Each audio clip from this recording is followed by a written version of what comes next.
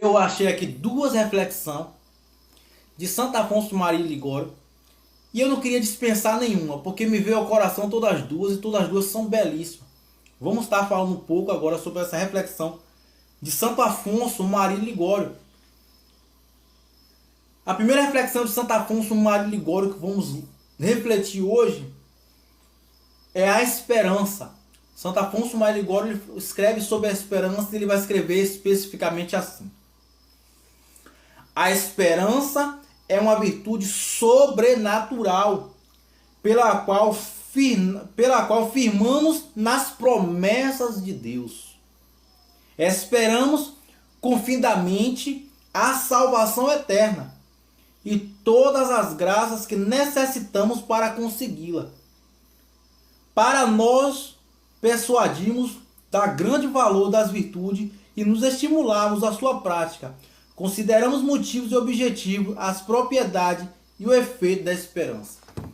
Então, meu povo, Santo Afonso Maria Ligório está dizendo aqui: você que tem um projeto, você que tem um sonho, você que tem esperança a Deus, você que tem um sonho, você que tem rezado, você que tem clamado, você que ao longo de muito tempo tem pedido a Deus algo em oração, ainda não alcançou, ainda não conseguiu, ainda não chegou à graça, não se preocupe, porque Deus está caprichando na tua graça. E Deus às vezes Deus é mistério. Deus ele usa seus meios para falar os seus. Deus ele fala com o homem através do seu, Deus fala ao homem através do seu coração. Deus às vezes ele se comunica conosco através de pequenos sinais da natureza. Deus se comunica conosco também às vezes pela uma mensagem, talvez numa live como essa, em um vídeo, em uma leitura, pela boca de uma pessoa. Mas eu quero te dizer essa noite que às vezes Deus fala conosco através do seu silêncio. O silêncio de Deus também carrega um significado. O silêncio de Deus também tem algo para refletir. O silêncio de Deus às vezes tem muito para a gente aprender. O silêncio de Deus fala muito sobre aquilo que temos pedido a Deus. O silêncio de Deus talvez ele fala na nossa vida: não é a hora de você conseguir aquilo que você quer. O silêncio de Deus talvez nos inspire a ter fé. O silêncio de Deus às vezes é uma provação para a gente possa progredir num projeto que ele tem na nossa vida. O silêncio de Deus talvez às vezes seja para a gente aprender a ter confiança. O silêncio de Deus fala muito. E quando a gente se coloca na presença de Deus, a gente tem que aprender a ouvir a voz de Deus. E também tem que aprender a respeitar o tempo de Deus, o silêncio de Deus que fala no nosso coração. E muitas vezes, nesse silêncio que Deus faz, às vezes a gente está tão preocupado de receber aquilo que a gente quer naquele momento, que nós julgamos ter o ideal, que nós julgamos ser o convicto, que nós julgamos ser bom, que nós julgamos já ser óbvio, necessário, perfeito, válido. A esperança, ela vai diminuindo. Mas aí eu vou te dizer que é nesse momento que a gente precisa ter aquilo que Santo Afonso coloca aqui: a esperança. A palavra do Senhor fala ali, em Hebreus no capítulo 11, no versículo 1, que fala assim: a fé é o fundamento da esperança, é a certeza daquilo que ainda não se vê. A palavra de Deus, a carta aos Hebreus, o autor da carta aos Hebreus, no capítulo 11, no versículo 1, ela está dizendo para nós que a fé é o fundamento da esperança.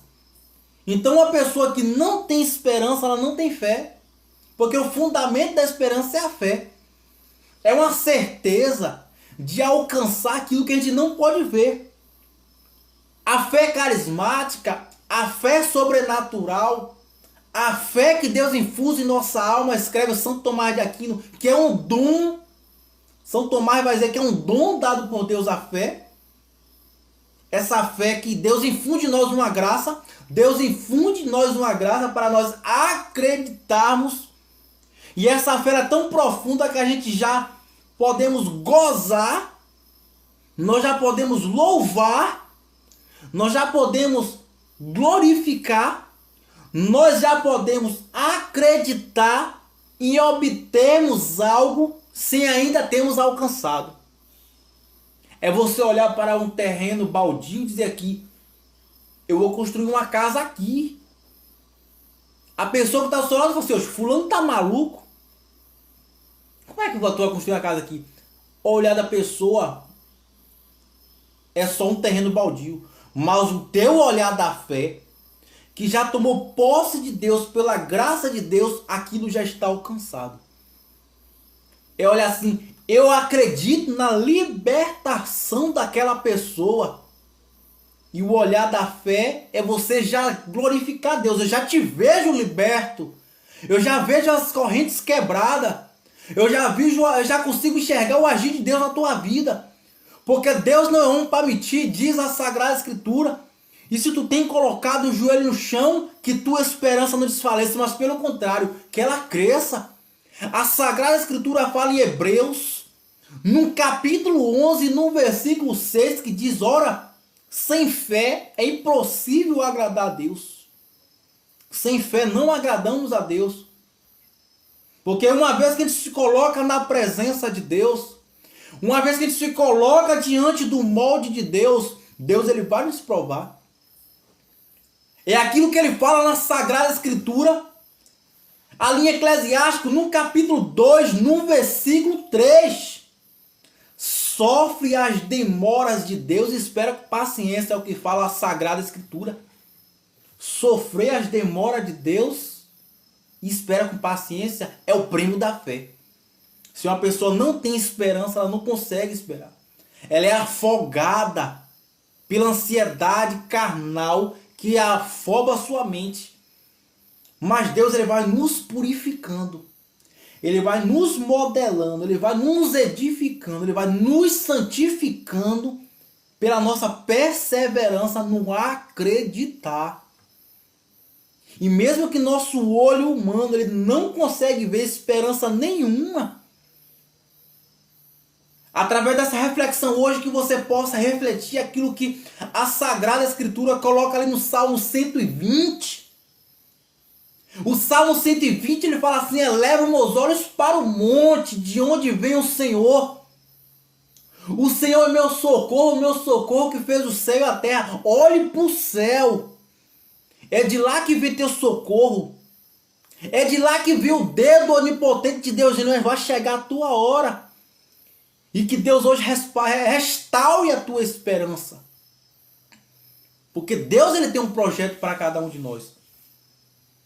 E até mesmo às vezes por algo que a gente passa, que a gente vive, que passa na nossa vida. Nossa, há tantos e tantos anos eu rezo para eu abandonar esse vício, para eu abandonar essa má inclinação, para eu abandonar esse comportamento, para eu me libertar desse tal pecado. E o tempo vai se passando. Aparentemente parece que nossa oração está sendo infrutífera. Aparentemente parece que nossa oração não está chegando no céu. É como se você falasse, Senhor, eu estou rezando aqui, mas parece que eu estou falando só com as paredes. Mas Deus te escuta. Talvez o momento que você mais prova amar Deus é no momento que você olha para tudo e parece que nada mais está fazendo sentido e você continua na brecha. Boa noite, meu irmão. Salve Maria Imaculada. Como fala a Sagrada Escritura ali no profeta Ezequiel, no capítulo 36, o profeta vai dizer assim, o Senhor fala ao profeta, eu percorri por toda a terra e procurei um filho meu que se mantesse na brecha, não encontrei. Deus falou o coração do profeta, eu procurei um fiel, um que se mantesse fiel. Olha, você é convidado nesses tempos que viver, não olhe para a sua direita, não olhe para a sua esquerda, não desanima porque ninguém está vivendo, porque ninguém quer seguir, porque ninguém quer ser daquela maneira. Olhe para Deus. Santa Teresinha do Menino Jesus falava assim, eu sou aquilo que Deus pensa de mim, e o que Deus pensa de mim basta. São João Maria Vianney ele vai colocar que o teu público seja somente Jesus, Maria, os anjos e os santos. esse é o teu público. São Pedro Poveda, ele vai falar assim: deixa que os outros façam o que quiser, mas tu, cristão, seja o que Deus quer de você. E sem a graça da esperança você desanima, você acaba naufragando. Somente os grandes homens e mulheres de Deus, ele resiste, ele se mantém de pé, ele se mantém na brecha. Tem uma promessa de Deus para a tua vida, persevera. Quando a gente olha para a Sagrada Escritura, ali no princípio, do finalzinho do capítulo 10 do livro do Gênesis, Deus começa a apresentar para a gente a figura de um homem chamado Abraão. Nós vamos ver quem é Abraão. Abraão é tido cá pela carta de Hebreus como pai da fé. Abraão, quando ele chegou na idade de 80 anos, Deus, aliás, quando a gente olha aí para o livro do Gênesis, no capítulo 17, no horário de 12 horas, aparece 3 anjos trazendo uma promessa para Abraão, que Abraão ia ser pai. Um ano depois aparece um outro anjo. Com outro ano que os anjos vêm, os anjos profetizam na vida de Abraão que Abraão terá um filho. Abraão, ele persevera praticamente a vida inteira em busca de um filho. Agora a gente vai para Gênesis no capítulo 24. E no livro do Gênesis, no capítulo 24, quando Abraão tem o seu único filho, o que é que Deus faz com Abraão lá? Deus fala assim: pega teu filho. E a Sagrada Escritura, ela não nega destaque. Fala assim: pega teu filho e teu único filho. Ou seja, Abraão já está na idade de 99 anos. 99 anos esperando a promessa de Deus, e aquele homem não se abalou na fé. E agora, quando Deus manda Isaac, a palavra Isaac significa o filho da promessa. Deus fala para o coração de Abraão. Deus fala para Abraão: pega teu filho, teu único filho, e me oferta sacrifício. Abraão, ele vai até o Monte Moriá. E aquilo que rasga meu coração é no momento que Abraão ele vai subindo o Monte Moriá. Isaac, ele pergunta para o pai assim: meu pai, eu estou vendo a lenha, eu estou vendo a corda, eu estou vendo o altar. Onde é que está o sacrifício? Como é que estava o coração de Abraão? O sacrifício era Isaac. O sacrifício era seu filho. Abraão esperou 99 anos pela promessa de um filho na sua vida. Depois Deus pede o único filho de Abraão em holocausto de sacrifício. Abraão estava perto a matar seu filho para ofertar a Deus. Mas Abraão, ele não se nega a Deus. É um homem que se dá a Deus e vai até as últimas consequências. Abraão levanta Isaac, ele marra a mão de Isaac, ele coloca Isaac sobre o altar, ele ergue a adaga, ele puxa da cintura a adaga, é uma espécie de faca. Ele levanta a faca e quando a mão está estendida em um determinado ponto, Deus fala: Abraão, Abraão, por meio de seu anjo, não mata Isaac, porque agora eu vejo que grande é a tua fé. Abraão já estava no ponto final: eu vou matar Isaac, eu vou ofertar a Deus porque Deus me pediu e eu vou confiar. Isso é um exemplo de fé. O autor da carta de Hebreus diz que Abraão é o pai da fé. É exigente ou não é? É exigente. Então Deus, quando ele tem um projeto grande sobre a nossa vida, Deus, quando ele tem um projeto poderoso sobre a nossa vida, primeiro Deus ele nos prova. Primeiro Deus ele vai mandando as cruzes. Porque as cruzes que a gente vai abraçando é uma prova de amor a Deus. O sofrimento, as dificuldades, Deus vai mandando. E esse mesmo santo que estamos meditando, Santo Afonso Maria de Ligório, ele vai falar assim: da gente unir nossa vontade com a vontade de Deus. Ou seja, a gente morrer para nossas vontades e aceitar a vontade de Deus. E uma vez que a gente, quando começa a viver esse mistério de Deus, Deus começa a honrar a tua fé. Deus, ele honra a fé, como Deus honrou Abraão. Como Deus honrou Abraão. Então aqui se fala da esperança.